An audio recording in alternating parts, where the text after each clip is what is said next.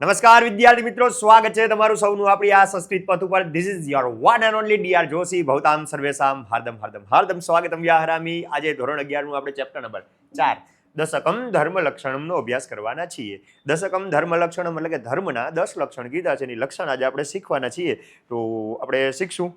અને ખાસ બીજી વાત તો એ કહેવાની કે તમારા મિત્રોને શેર કરી દેવાનું, સબસ્ક્રાઇબ કરી નાખવાની, લાઈક ગમે તો કરવાની અને શેર કરતું રહેવાનું. તો આપણે મજા આવે કે હાલો ભાઈ કંઈક થાય છે જેનાથી તમને મને બેને મજા આવે છે, કંઈક આમ થોડુંક આગળ વધતા ને તો મજા આવે.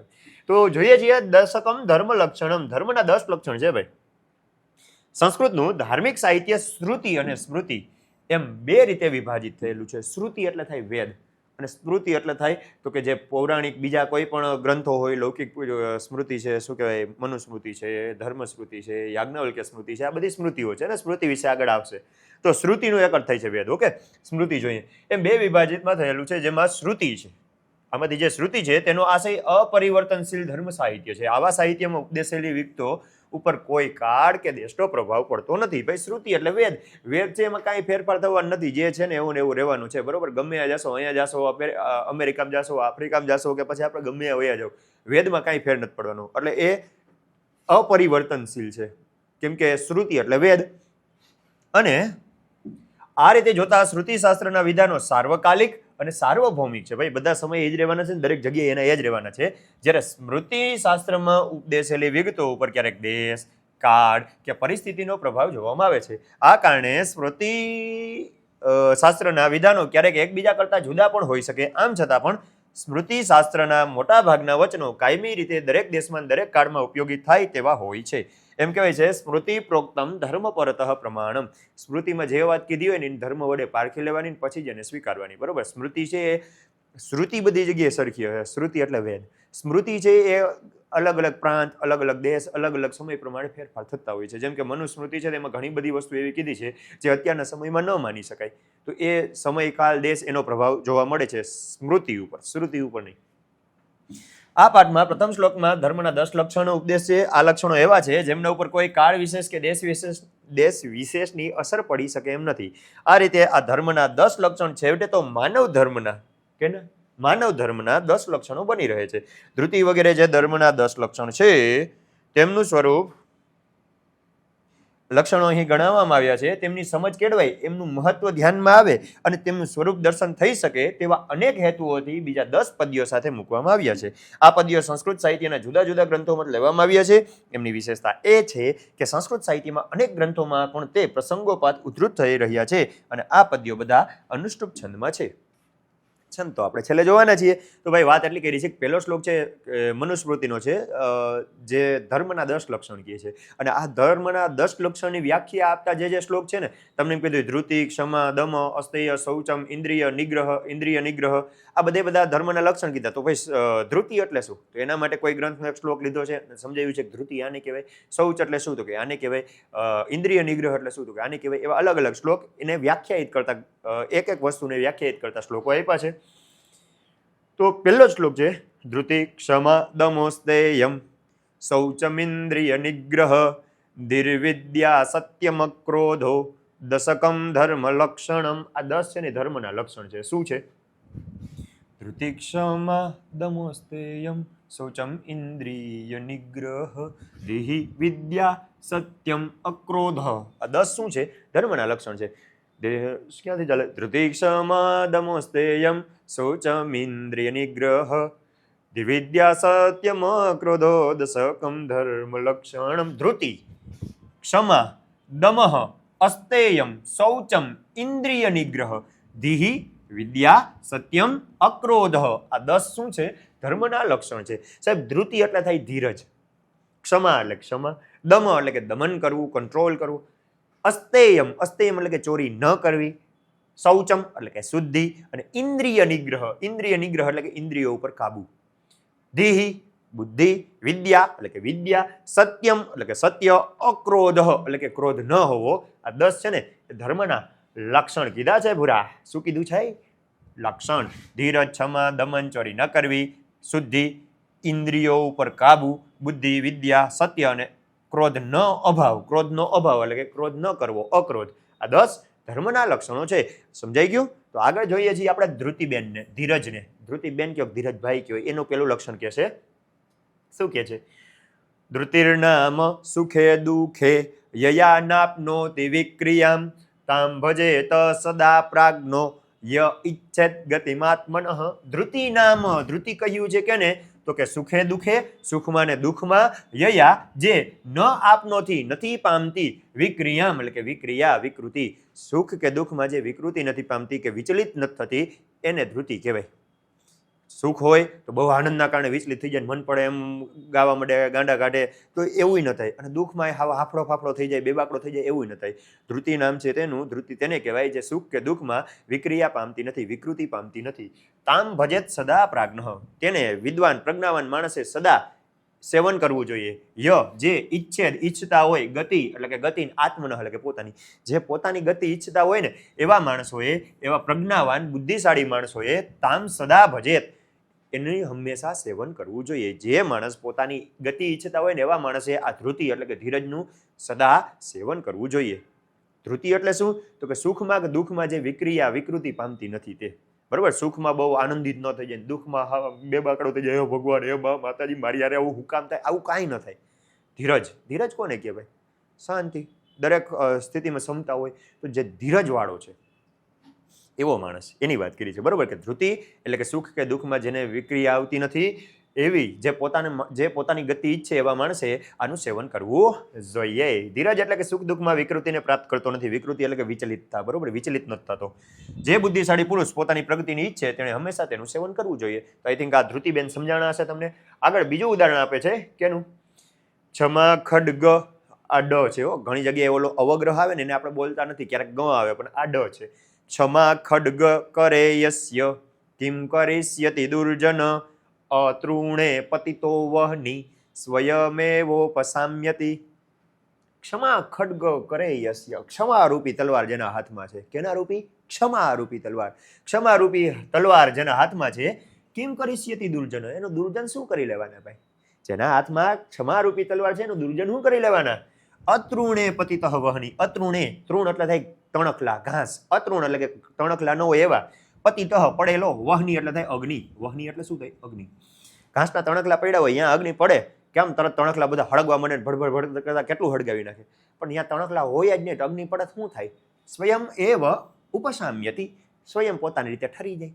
પણ તણખલા હે તો અગ્નિને ખેંચી ખેંચીને ક્યાં ને ક્યાંય પહોંચાડી દેવાના. તણખલા છે જ નહીં તો અગ્નિને શું થાય? એમને ઠરી જશે કે નહીં? સમજ રહ્યો?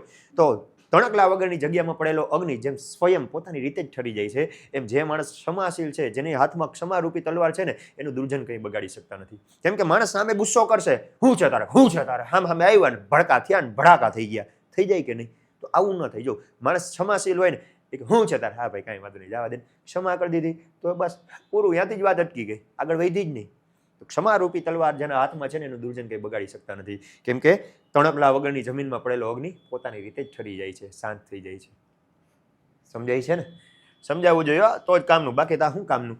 ક્ષમારૂપી તલવાર જેના હાથમાં છે એનું દુર્જન શું કરી શકે? ઘાસ વીણાની જગ્યામાં પડેલો અગ્નિ પોતાની મેળે જ ઓલવાઈ જાય છે. ભાઈઓ બહેનો, તો આપણે એવું થવાનું, ક્ષમાવાળું થવાનું. ઓકે, આગળ વધીએ, વધારી નાખો.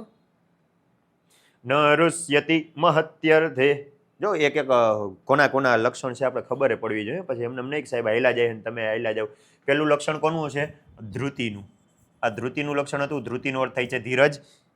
એના પછીનું લક્ષણ હતું ક્ષમાનું. ક્ષમા એટલે માફી, તમને બધાને ખબર છે. હવે આ કેનું છે? તો કે દમનનું. કેનું લક્ષણ છે? દમ. દમ એટલે કે દમન. દમ એટલે શું થાય? દમાદમ મસ્ત કલંદર. દમન, દમનનું લક્ષણ છે. ન રુષ્યતિ મહત્યર્થે વ્યસને ચન શોચતી સવય પરિમિત પ્રજ્ઞ સદાંતો દ્વિજ ઉચ્યતે. એ દમનશીલ માણસને દ્વિજ એટલે કે વિદ્વાન કહેવાય છે. કેને? પરિમિત પ્રજ્ઞ, જે પ્રજ્ઞાવાન છે, જે બુદ્ધિશાળી છે, એવા માણસને દ્વિજ કહેવાય છે. દમનશીલ માણસને દ્વિજ કહેવાય છે. સાહેબ દમન એટલે શું? દમન એટલે થાય પોતાની, સમજીએ જો. ન રુષ્યતિ, રુષ્યતિ એટલે કે આનંદ પામવો. ન રુષ્યતિ એટલે કે આનંદ નથી પામતો. મહત્ય અર્થે મોટા કાર્યો માટે, મોટું કંઈક કામ કરી નાખ્યું ને એમ ભાઈ મેં આ કરી નાખ્યું, જયલા તારા ભાઈ આ કરી નાખ્યું, કરી નાખ્યું ભાઈ, આવા કેટલા કરીને ગયા છે. તો જે મોટા કામ માટે બહુ આનંદ નથી પામતો. અને વ્યસન, વ્યસન એટલે થાય આપત્તિ, મુશ્કેલી. બરાબર, વ્યસન એટલે ઓલવે ને આ વ્યસનની વાત નથી અહીંયા. માવો કરતો જાતો એક એ વ્યસન નહીં. વ્યસનનો અર્થ થાય છે આપત્તિ, મુશ્કેલી. ન સોચતી, સોચતી એટલે કે સોચતી નહીં, સોચતી એટલે કે શોક કરવો, દુઃખ કરવું. સોચતીનો અર્થ શું થાય? દુઃખ. જે બહુ મોટા કાર્યો માટે આનંદ નથી થતો, હાથ મેં આવું કામ કરી નાખ્યું, મજા આવી ગઈ તો, અને જે આપત્તિ દુઃખી નથી થતો, આવું શું થાય શું થાય. તો જે માણસ મોટા કાર્યોમાં આનંદ નથી પામતો અને કોઈ આપત્તિમાં મુશ્કેલીમાં દુઃખી નથી થતો, સવય પરિમિત પ્રજ્ઞા, આવી રીતે ચારે બાજુથી કે દરેક રીતે જે પ્રજ્ઞાવાન માણસ છે એવો માણસને શું કીધો છે? દાંત, એટલે કે દમનશીલ માણસ. અને એ જ ને દ્વિજ કહી શકાય, એને જ વિદ્વાન કહી શકાય, જેને પોતાની ઉપર સંયમ હોય. બરોબર? જે મોટા કાર્યોમાં આનંદ ન થાય, નાના કાર્યોમાં દુઃખી ન થાય, મુશ્કેલીમાં દુઃખી ન થાય, એવા પરિમિત ચારે બાજુથી હોય, પરિમિત એટલે કે ચારે તરફથી જે આવી વિચારધારા ધરાવે છે એવા પ્રજ્ઞાવાન માણસને શું કીધો છે? દાંત, એટલે કે દમનશીલ, એટલે કે દ્વિજ. દાંતનો અર્થ થાય છે દમનવાળો. બરોબર? દમન એટલે કાબુ રાખવો, અને દ્વિજ એટલે વિદ્વાન. દ્વિજ કહેવાય. જે મોટા કાર્યો માટે હર્ષ નથી પામતો અને આપત્તિમાં મુશ્કેલીમાં શોક નથી કરતો, તે ખરેખર પ્રજ્ઞાવાન છે. અને દમનશીલને, એવા દમનશીલ પોતાને આવા બધા વિચારો ઉપર ને ઇમોશન્સ ઉપર કાબુ રાખી શકે ને એવા જ માણસને દ્વિજ કહ્યો છે. ઓકે, હા, તો દમન થઈ ગયું. આગળ વધીએ. અસ્તેયમ. અસ્તેયમ એટલે, સ્તેયમ એટલે ચોરી કરવી, અસ્તેયમ એટલે ચોરી ન કરવી. સ્તેયમ એટલે ચોરી, અસ્તેયમ એટલે ચોરી ન કરવી. સત્ય અહિંસા ચોરી ન કરવી, વણજો તું નવ સંગરવું. આવું કંઈક છે ભજન, મને આવડતું નથી પણ આ તો યાદ આવ્યું. અસ્તેયમ એટલે ચોરી ન કરવી. વાત કરે છે અન્ય દિયે તૃણે રત્ને કાંચને મોક્તે કી પીવા મનસા વિનિવૃત્તિરિયા તદસ્તેયમ વિદુર બુધા. બુધાહા એટલે કે વિદ્વાન માણસોએ, વિદુહુ એટલે કહ્યું છે, એને અસ્તેયમ કીધું છે. કોણે કીધું છે? બુધાહા એટલે કે બુધાલાલ નહીં, પણ વિદ્વાન માણસોએ. એને વિદ્વાન માણસોએ અસ્તેય કીધું છે. કેને? અન્ય દિયે, બીજાના, તૃણે એટલે કે તણખલું, રત્ને એટલે કે રત્ન, કાંચન એટલે સોનું સુવર્ણ, મૌતિક એટલે કે મોતી, અપી વાહ અને પણ, અથવા મનસા વિનિવૃત્તિ રહ્યા, મનથી જ નિવૃત્તિ છે, મનથી જ લેવાની ઈચ્છા નથી થતી ને એને વિદ્વાન માણસોએ અસ્તેય કહ્યું છે. બીજાના તણખલામાં, નાના એવા તણખલાથી લઈને અહીં સુધીની વાત કરી. ભાઈ નાનકડું તણખલું લેવાની ઈચ્છા ન થતી હોય, મોતી લેવાની ઈચ્છા ન થતી હોય, સોનું લેવાની ઈચ્છા ન થતી હોય, કે કંઈ રત્ન લેવાની ઈચ્છા ન થતી હોય. ચોરી કરવી એટલે એમ નહીં કે મેં આમ ફિઝિકલ ચોરી કરી લીધી એને ચોરી કહેવાય. મનથી એ લેવાની ઈચ્છા થઈને એને ચોરી કહેવાય. ભાઈ ઓલાનું આ પડવી લઉં, કેવું રહે, મજા આવશે, આમ એકાદું કંઈક કાઢ લઉં, તો મનથી આ વિચાર આવ્યો ને તેને ચોરી કહેવાય. પણ મનથી એ જો આવા વિચાર નથી આવતા, બીજાને તણખલામાં ઘાસ, નાના તણખલાથી લઈ ઘાસ, મોતી, સુવર્ણ, તણખલું, આ કાંઈ પણ મનથી પણ લેવાની ઈચ્છા ન થાય ને એને અસ્તેય કીધું છે. કોણે? વિદ્વાન માણસોએ. ઓકે, અન્ય વ્યક્તિના ઘાસમાં, રત્નમાં, સોનામાં અથવા મોતીમાં મનથી પણ નિવૃત્તિ પામે છે, એટલે કે મનથી એ વિમુખ રહે છે. એનો મતલબ કે મનથી પણ એ વસ્તુ લેવાની ઈચ્છા ન થાય ને એનું સમજદાર માણસો અચૌર્ય કહે છે. અચૌર્ય એટલે અસ્તેયમ એટલે ચોરી ન કરવી. ડન. બીજા કોઈના તણખલામાં, રત્નમાં, મોતીમાં કે સોનામાં મનથી એ લેવાની ઈચ્છા નથી થતી ને આને વિદ્વાન માણસોએ અસ્તેય કીધું છે, અચૌર્ય કીધું છે. ફિઝિકલ તો ચોરી કરે, ચોરી કરતા પકડાય ચોર, પણ મનથી જો નથી થતું ને તો તમારે મસ્તી છે, બાકી તમે ચોર તો છો, થોડા થોડા બધા હોય. હવે શૌચની વાત કરી છે. ચલો, શૌચ. શૌચમ ચ દ્વિવિધમ પ્રોક્તમ બાહ્યમ આભ્યંતરમ તથા મૃજ્જલાભ્યામ સ્મૃતમ બ્રાહ્યમ ભાવશુદ્ધિ તથાંતરમ. ભાઈ શૌચમ ચ દ્વિવિધમ પ્રોક્તમ, શૌચના બે પ્રકાર કીધા છે. કયા કયા? બાહ્યમ અને આભ્યંતરમ. એક બાહ્ય શૌચ અને એક આભ્યંતર શૌચ. એક બહારની શુદ્ધિ, શૌચનો અર્થ થાય છે શુદ્ધિ. શૌચનો અર્થ શું થાય? શુદ્ધિ. તો શુદ્ધિના બે પ્રકાર છે ભાઈ, એક બાહ્ય શુદ્ધિ અને એક મનની અંદરની શુદ્ધિ. મૃત જલાભ્યમ સ્મૃતમ બ્રાહ્યમ. મૃત એટલે કે માટી, જલ એટલે કે પાણી. પાણી ને માટી વડે જે આપણે શરીરને સાફ કરીએ ને, નાતા ને પહેલાના સમયમાં સાબુ નહોતા ને છોકરાઓ, એટલે શું કરતા? માટીથી પાણીથી નાતા. બરોબર? પાણી તો અત્યારે નહીં, પણ અત્યારે આપણે આવી ગયા ને સાબુ. હા, ઓલા ડોઈ કેર જેવાના આવે ને શિયાળામાં, તો આવા બધા સાબુથી નાય છે માણસો અત્યારે. તો પહેલા સાબુ નહોતા, શું હતા? માટી હતી. તો માટી અને પાણી વડે જે આપણે કરીએ છીએ એ બાહ્ય શુદ્ધિ છે. અને ભાવ શુદ્ધિ તથા અંતરમ, અને ભાવની, વિચારની શુદ્ધિ છે ને એ આંતરિક શુદ્ધિ છે. તો ભાઈ શુદ્ધિના બે પ્રકાર છે, એક બાહ્ય શુદ્ધિ, એક આંતરિક શુદ્ધિ. જે પાણી અને માટી વડે થાય છે તે બાહ્ય શુદ્ધિ છે, અને જે ભાવ એટલે કે વિચારોની શુદ્ધિ છે એ આંતરિક શુદ્ધિ છે. સમજાય છે ને? સમજાતું છે ને સાહેબ? શુદ્ધિના બે પ્રકાર કહેવાય છે, બાહ્ય અને આંતરિક. માટી અને જળ વડે બાહ્ય તથા ભાવની શુદ્ધિ આંતરિક કહેવાય છે. કહેવાય ગઈ? સમજાય છે? લાઈક કરી નાખ જલ્દી. શ્રુત્વા સ્પૃષ્ટવા ચ દૃષ્ટવા ચ ભુક્ત્વા ઘ્રાત્વા ચ યો નરઃ ન રુષ્યતિ ગ્લાયતિ વા સવિજ્ઞેયો જીતેન્દ્રિય. આપણે વાત આવી છે ઇન્દ્રિય નિગ્રહની. કેની વાત આવી છે? ઇન્દ્રિય નિગ્રહ. ઇન્દ્રિય નિગ્રહ. ઇન્દ્રિયો ઉપર કાબુ રાખો ભાઈ. 5 કર્મેન્દ્રિય અને 5 જ્ઞાનેન્દ્રિય છે. ઓકે છોકરાઓ? તો ઇન્દ્રિયો ઉપર કાબુ રાખવો જોઈએ. શ્રુત્વા સાંભળીને, સ્પૃષ્ટવા સ્પર્શ કરીને, દૃષ્ટવા જોઈને, ભુક્ત્વા ભોગવીને, ઘ્રાત્વા સૂંઘીને, યો નરઃ જે માણસ ન રસ્યતિ નથી આનંદ પામતો, ન ગ્લાયતિ નથી દુઃખી થતો, સવિજ્ઞેયો તે કહેવાયો છે. શું કહેવાયો છે? જીતેન્દ્રિય ઇન્દ્રિયો પર કાબુ રાખનાર કહેવાયો છે. જે માણસને સાંભળીને, જોઈને, સૂંઘીને, ભોગવીને અને સ્પર્શ કરીને, 5 જ્ઞાનેન્દ્રિય છે ને ભાઈ, કાન છે, આંખ છે, નાક, જીભડો અને આપણી સ્કિન, ચામડી, આ 5ને જ્ઞાનેન્દ્રિય કહેવાય છે. તો આના વડે આ બધું કરીને પણ માણસને જો આનંદ કે દુઃખ નથી થતું ને તો એને જીતેન્દ્રિય કહેવાનું છે ભાઈ. શું કહેવાનું છે? જીતેન્દ્રિય એટલે કે ઇન્દ્રિયો ઉપર કાબુ રાખનાર. 5 જ્ઞાનેન્દ્રિય છે જેનાથી આપણે જ્ઞાન પ્રાપ્ત કરી શકીએ. આંખથી જોઈને શીખી શકાય. જો તમે મારો વિડીયો જોવો છો, શીખો છો ને, જોઈને શીખી શકાય. સાંભળો છો તો સાંભળીને જ્ઞાન મેળવી શકાય. કોઈ પણ સ્વાદ છે તો સ્વાદનું જ્ઞાન કેના થાય? જીભડાથી. એના પછી કોઈ પણ વસ્તુ છે તો એને સ્પર્શ કરીને આપણે ખબર પડે. તો એ આપણી સ્કિન થઈ, ચામડી થઈ, એ જ્ઞાનેન્દ્રિય છે. 1 2 3 4 1 2 3 4 ઊંઘી નહીં, બરોબર ખબર પડે. તો આ 5 જ્ઞાનેન્દ્રિય થઈ ગઈ. સ્કિન, જીભ, નાક, આંખ, કાન. આ 5ને જ્ઞાનેન્દ્રિય કીધી છે. તો એની જ વાત કરી કે સાંભળીને, સ્પર્શ કરીને, જોઈને, ભોગવીને અને સૂંઘીને જે માણસ આનંદિત નથી થતો કે દુઃખ નથી પામતો, ગ્લાનિ નથી પામતો, એને જીતેન્દ્રિય કહેવાનું છે. ઇન્દ્રિયો ઉપર કાબુ રાખનારો કહ્યો છે કે એને ભાઈ એને વિજેતા જાણવો. વિજ્ઞેય એટલે કે જાણવું. ઓકે? માણસ સાંભળીને, સ્પર્શીને, જોઈને, ભોગવીને, સૂંઘીને હર્ષ પામતો નથી કે ગ્લાનિ એટલે કે દુઃખ એટલે કે કંટાળતો નથી. એવાને ઇન્દ્રિય વિજેતા જાણવો, ઇન્દ્રિયોને જીતનાર જાણવો, જીતેન્દ્રિય જાણો. એટલે ભાગી ગયું. ઇન્દ્રિય વિજેતા જાણવો. સમજાઈ ગયું? તો ઇટ્સ કોલ્ડ ઇન્દ્રિય નિગ્રહ. પછી આવે છે ધી, બુદ્ધિ. ધી એટલે શું થાય? ધી એટલે થાય ઘી. ઘી નહીં, બુદ્ધિ. ઘીનો અર્થ થાય છે બુદ્ધિ. આમાં કયો કલર દેખાય? બુદ્ધિ. કદાચ દેખાતો હશે, ન દેખાય તો સંભળાય તો છે જ બુદ્ધિ. તો બુદ્ધિ કોને કહેવાય? આપણે 10માં પાઠ ભણી ગયા હતા, 13મું ચેપ્ટરમાં ભણ્યો હતા ને. પ્રવૃત્તિમ ચ નિવૃત્તિમ ચ કાર્યા કાર્યે ભયા ભયે બંધમ મોક્ષમ ચ યો વેત્તિ બુદ્ધિ સા પાર્થ સાત્વિકી. હે પાર્થ, એ સાત્વિક બુદ્ધિ છે. કઈ? તો કે જે આટલી વસ્તુ જાણે. કેટલી વસ્તુ? પ્રવૃત્તિમ નિવૃત્તિમ, જે પ્રવૃત્તિ નિવૃત્તિને જાણે, કાર્ય અકાર્ય, કાર્ય અકાર્યને જાણે, ભયા ભયે, ભયો નહીં, ભય અને અભય, ભય અને અભયને જાણે, બંધમ અને મોક્ષમ, બંધમ મોક્ષમ, બંધન અને મોક્ષને જાણે. યા જો યો વેત્તિ, યો એટલે કે જે, વેત્તિ એટલે કે જાણે છે, બુદ્ધિ, બુદ્ધિ, સા એટલે કે તે, પાર્થ એટલે કે અર્જુન, સાત્વિકી સાત્વિક છે. હે અર્જુન, તે સાત્વિક બુદ્ધિ છે. કઈ સાત્વિક બુદ્ધિ છે?